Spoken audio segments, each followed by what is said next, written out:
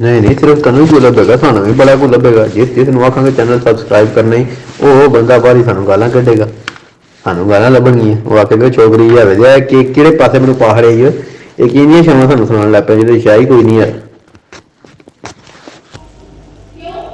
मामा दो तेरे सब्सक्राइबर ने, एक तू है ते एक मैं हूं। बंदा कम से कम कोई 15-20 करके दसदा ना अगले ਨੂੰ। नहीं मैं लोगों को कह आ के आखा ये चैनल कम वाला सबसक्राइब करो, ਤੁਹਾਨੂੰ ਵਿੱਚ ਕੀ ਲੱਭੇਗਾ ਇਹਦੇ ਵਿੱਚ। ਮਸਲ ਤੁਸੀਂ ਚੈਨਲ ਨੂੰ ਵੇਖੋਗੇ ਤੇ ਤੁਹਾਨੂੰ ਵਿੱਚ ਕੀ ਲੱਭੇਗਾ। ਮਸਲ ਕੋਈ ਦੱਸ ਨਾ, ਮਸਲ ਚੈਨਲ ਕਿਸ ਚੀਜ਼ ਦੇ ਰਿਲੇਟਡ ਹੈ। ਮਸਲ ਸਾਨੂੰ ਤਾਂ ਇਹਦਾ ਕਹਿ ਹੀ ਨਹੀਂ ਪਤਾ ਲੱਗਾ ਕਿ ਭੈਣ ਤੂੰ ਚੈਨਲ ਕਿਸ ਚੀਜ਼ ਦਾ ਬਣਾਇਆ, ਇਹਦੇ ਤੂੰ ਦੇਣਾ ਕੀ ਹੈ, ਕੰਟੈਂਟ ਕੀ ਹੋਵੇਗਾ ਇਹਦਾ। My name is Hassan and you're watching Munkavi's Dance Scene.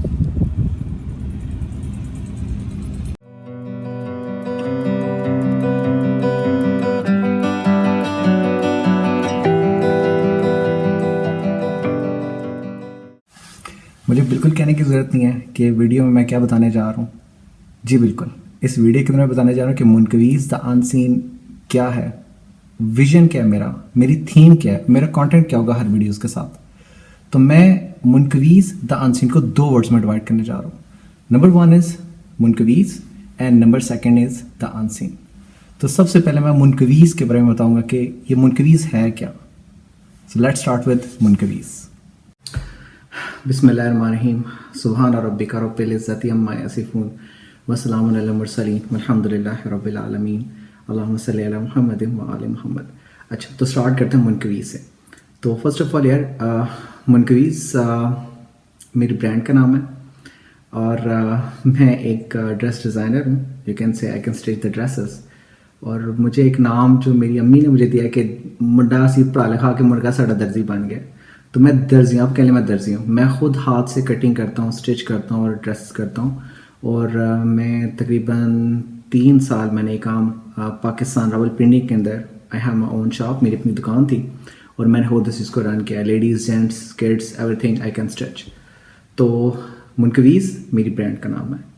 अच्छा, अब दूसरा सवाल आता है कि मुनकवीज़ मैंने नाम लिया कैसे, मुनकवीज़ नाम का मतलब क्या है। तो मैं ये बताना चाहूँगा कि मुनकवीज़ नाम आया कहाँ से। ओल्ड एशियन पर्शियन एम्पायर के अंदर, बहुत पुरानी बात कर रहा हूँ मैं, and this is a fairy tale जो मैंने पढ़ी है कहीं पे, तो प्लीज़ मेरे पे कोई फतवा ना आप लगा देना। It's like the same like we have the Prometheus. English literature में एक प्रोमीथियस वर्ड है, आप उसे सर्च कर सकते हो। तो सेम उसी तरह की एक स्टोरी है मुनकवीज़ के रिगार्डिंग। मैं आपको बताना चाहता हूँ स्टोरी है क्या। बहुत एशियन पर्शियन एम्पायर्स के अंदर एक बादशाह जो है वो रूल करता था।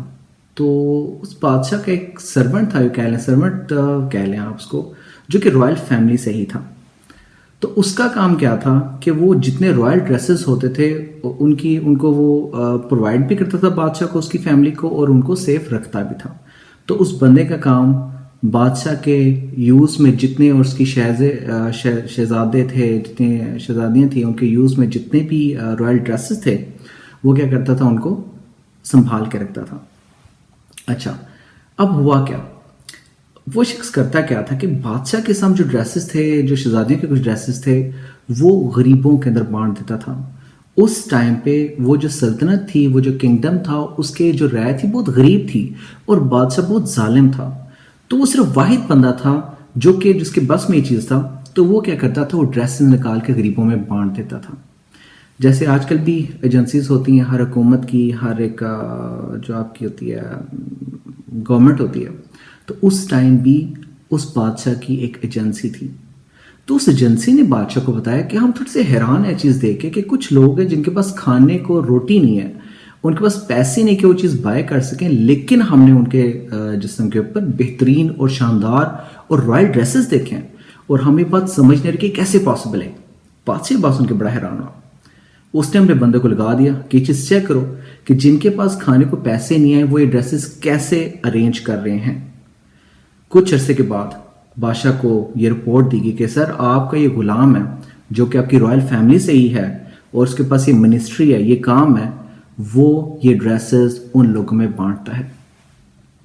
बादशाह ने अपने उस रॉयल कज़न को, जो उसका रॉयल ही फैमिली से था, उसको बुलाया। उसने कहा देखो मेरे भाई, ठीक है जितना तुमने कर लिया मैं तुम्हें वो चीज़ माफ़ कर देता हूँ, लेकिन अब के बाद तुम ऐसे नहीं करोगे क्योंकि तुम मेरी रॉयल फैमिली से हो, मैं तुम्हें कुछ सज़ा नहीं दे सकता, इसलिए कि मैं तुम्हें तंबीह करूँ कि अब तुम ये काम नहीं करोगे, और अगर तुमने ये काम फिर किया मतलब तुम मुझे मेरे रिट को चैलेंज करोगे तो मैं तुम्हें पब्लिकली हैंग कर दूंगा। तो उस शख्स ने बादशाह से कहा कि मैंने एक दिन मरना तो है ही है, तो मैं तुम्हारे डर से जो काम मैंने शुरू किया मैं कभी ख़त्म नहीं करूँगा। तो अगर तुम मुझे हैंग करना चाहते हो मुझे हैंग कर दो, लेकिन मैं काम जब तक मैं यहाँ पे मैं काम करता रहूँगा। तो बादशाह ने उस शख्स को, ये लिखा हुआ है, उस शख्स को पब्लिकली हैंग कर दिया था। आज की तारीख में ना उस बादशाह का कुछ सही तरह से पता है वो कौन से टाइम में था, सल्तनत का भी नहीं पता, लेकिन उस शख्स का नाम मौजूद है। उस शख्स का नाम मुनकवी था, और मैंने उसी शख्स का नाम उठा के उसका आगे अपॉस्ट्रोफी लगा के एस लगा दिया, मुनकवीस कर दिया उसको।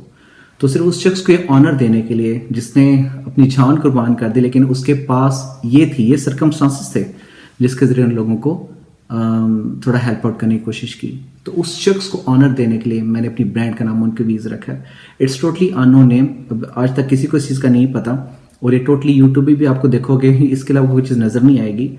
तो मुझे ये 4 चीज़ मिली थी, मैंने कहीं भी चीज़ पढ़ी थी, मुझे ये स्टोरी एडमायर की क्योंकि मैंने काम भी कपड़े का शुरू करना था, इसलिए मैंने इस नाम को इस्तेमाल किया। Yes, now number 2, the unseen. अच्छा, अब ये अनसीन के पीछे मेरा विजन क्या है और मेरा आइडिया क्या है और मैं किस थीम पे काम करना चाह रहा हूँ। बेसिकली मैं लोगों को हेल्प आउट करना चाह रहा हूँ डिसीजन मेकिंग के अंदर, कि लोग जब भी कोई फैसला करें तो उनके दिमाग में क्या पैरामीटर्स होने चाहिए और वो किन पैरामीटर्स को देखते हुए फैसला कर सकते हैं, नंबर 1। नंबर 2, इस अनसीन के पीछे जो मैं चीज़ देना चाह रहा हूँ, जो मैं चीज़ डिलीवर करना चाह रहा हूँ, उसमें ये भी है कि मैं चाहता हूँ कि लोग ज़्यादा रिस्पॉन्सिव हों देन रिएक्टिव। मैंने चीज़ देखा है कि लोग रिस्पॉन्स नहीं करते, रिएक्शन कर जाते हैं। इसका मतलब कहने का है कि लोग बात समझे बगैर एक्ट कर देते हैं। तो मैं बहुत सी ऐसी चीज़ें आपको बताऊंगा इसके अंदर कि आप सिचुएशंस के अंदर सिचुएशंस को कैसे एस्केलेट होने से बचा सकते हैं, कैसे आप सिचुएशंस को हैंडल कर सकते हैं डिफरेंट एग्जांपल्स के साथ। नंबर 2, इस अनसीन के अंदर मैं एक ऐसी चीज़ भी कवर करना चाह रहा हूँ जिसे आप एक्स फाइल्स कह सकते हैं, जिसे आप पैरेलल यूनिवर्स कह सकते हैं। एक ऐसी दुनिया के मतलब मैं आपको थोड़ा सा रोशनास कराना चाहूँगा जिसने मेरी लाइफ में बहुत ज़्यादा इम्पैक्ट हासिल किया। हो सकता है कि बहुत सारे लोग ऐसे भी हों जिनकी लाइफ में कभी कुछ ऐसा वाक़या पेश आया हो। अच्छा, ये वाला जो एस्पेक्ट है अनसीन का, एक तो जो मेरा टॉप प्रायोरिटीज़ पर है कि मैं आपसे वो सब चीज़ें शेयर करूं जो आपको डिसीजन मेकिंग में हेल्प आउट होंगी, उन टूल्स के मतलब, उन प्रोसीजर्स के मतलब कि आप कैसे सोचोगे उस क्रिटिकल सिचुएशन के ऊपर। एक तो ये पहलू है इसका। नंबर 2, जो मैं आपसे अनसीन की बात करूं, एक्स फाइल्स की बात करूं, ये बड़ा इंटरेस्टिंग सा होने जा रहा है। ये बड़ी स्टोरीज टाइप का ये इसमें होने जा रही हैं चीज़ें, क्योंकि इसमें मैं एक्चुअल वाक़या आपसे शेयर करूंगा, क्योंकि मेरी लाइफ में भी एक ऐसा अजीब सा वाक़या पेश आया था। मैं विज़िट करने गया था पीर महल अली शाह साहब गोलाड शरीफ पे सलाम करने को गया था, तो वहाँ पे भी एक अजीब सा मेरे साथ वाक़या पेश आया जिसे हम सुपर नेचुरल कह सकते हैं। और उस वाक़े के बाद मेरी लाइफ में बहुत सारे हादसात हुए। ये मेरी अपनी ज़िंदगी का वाक़या है, इसको मैं पूरा डिटेल के साथ अलग वीडियो में इसको आपसे शेयर करूँगा। So this is all about my channel Munkaveez the unseen. तो तमाम लोग जिनको अगर कपड़े में कोई इंटरेस्ट है या फैशन डिज़ाइनिंग में इंटरेस्ट है, they can subscribe my channel, number 1। Number 2, वो लोग जिनको लगता है कि क्रिटिकल सिचुएशंस पे आके वो फैसले नहीं कर पाते या जिनको समझने में थोड़ी मुश्किल पेश आती है, अगर उनके पास 2 ऑप्शंस दिए जाएँ तो उनको किस ऑप्शन को चूज़ करना चाहिए, they can subscribe my channel, they can contact with me. Even still आपकी लाइफ में कोई ऐसी चीज़ चल रही है जिस पर आप फैसला नहीं कर पा रहे हो, मेरा ईमेल एड्रेस मौजूद है, यू कैन कॉन्टैक्ट मी। और अगर आप चाहो कि आप उस फैसले करें मुझसे वीडियो में, तो मैं ज़रूर उस पर वीडियो भी बनाऊँगा।